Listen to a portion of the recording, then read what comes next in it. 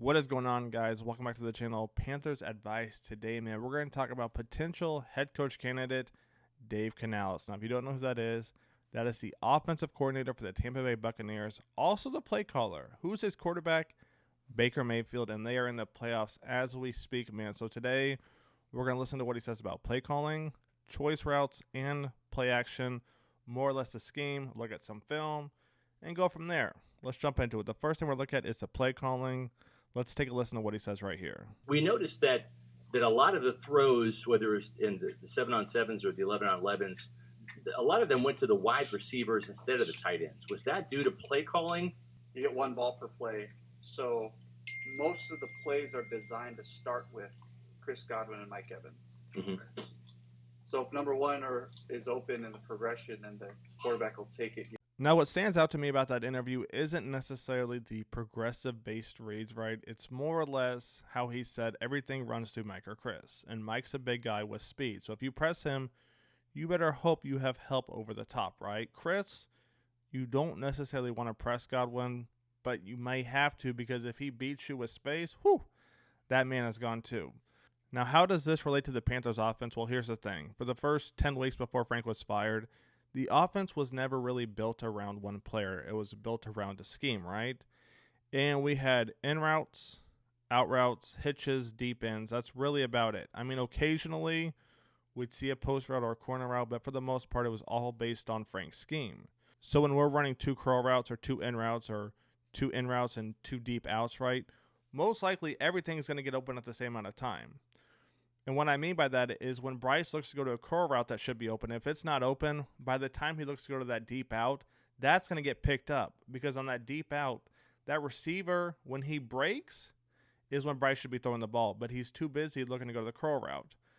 Our offense wasn't necessarily built around the players. It was built around a scheme.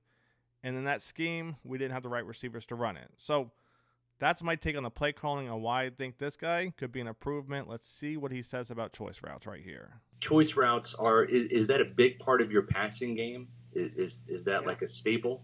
I think that they're expensive plays, the choice. So you have to practice it a lot for the few times you need it. Yeah. When does it come up? Third down, critical situations. So you practice so much. I don't know. I haven't counted it exactly, but I bet it's probably somewhere like 12 or 15 to 1 practice to call. All right, so you heard what he said about choice routes. What stood out to me was when he said for every 12 to 15 regular plays, he's going to run a choice play once, right? Whether it's third down, that critical down, maybe you need 10 yards before half, getting a field goal range to win the game, right? That's when he runs the choice routes. But take a look at what he said right here. This is what stood out to me as well. So you practice so much. You practice so much. Now, who was Bryce Young going to run a choice route with, right? And I'm not making excuses for Bryce. I've done positive and negative videos over Bryce. I've had the good and the bad comments that come with it, right? But who was Bryce going to practice the choice routes with? TMJ, still don't know what happened there, right? Mingo, they never got on the same page. And then DJ, I felt like him and Bryce, that spark was there, but there was never a fire, right? I mean, the only guy I can think of is Sullivan. Nothing against Sullivan, but who is Bryce going to run a choice route with? Let's take a look at our last topic, and that is play action. Let's dive into this. Play action is something that you're big on, right? Yeah. And it certainly works. That's really where a lot of the big plays down the field work for you guys, the deep shots. Just like with the boot game, I tell my guys, like, if you have a guy open in the flat, just take it. He may get 2 yards, but guess what? All 11 on defense have to redirect from where they were, right? Chase flat to the other side of the field, and try to make the tackle. If the guy gets 8 or 9, you may have 8 or 9 guys chasing them down the field that far. Right. Do that a couple times. I mean, you guys remember doing those, gassers type of conditioning, whether it was baseball or basketball or football. Right. Do that a few times, and then you try doing your assignment and all that. So it just kind of takes its toll, over the course of the game. Interesting.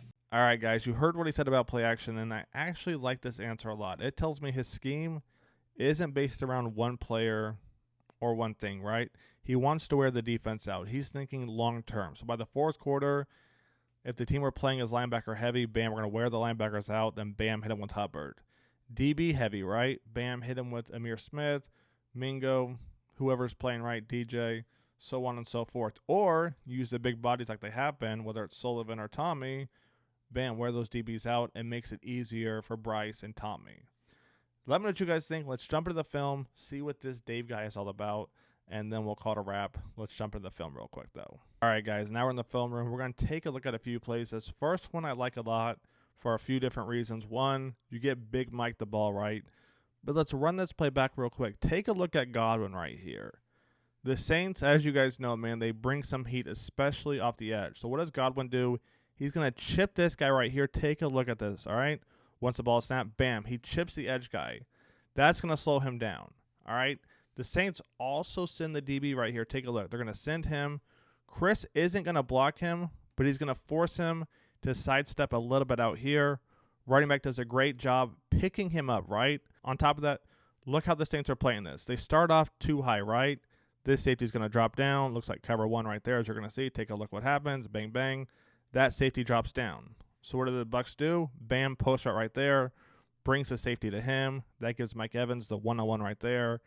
Bada bing, bada boom. Good stuff right there, man. Great stuff. Getting your number one receiver open. Let's jump to the next play. All right, guys, on this play right here, I love this for a few reasons. One, they bring the receiver in motion, which I've been preaching for all season, right? But take a look at Godwin right here, right? Take a look at this.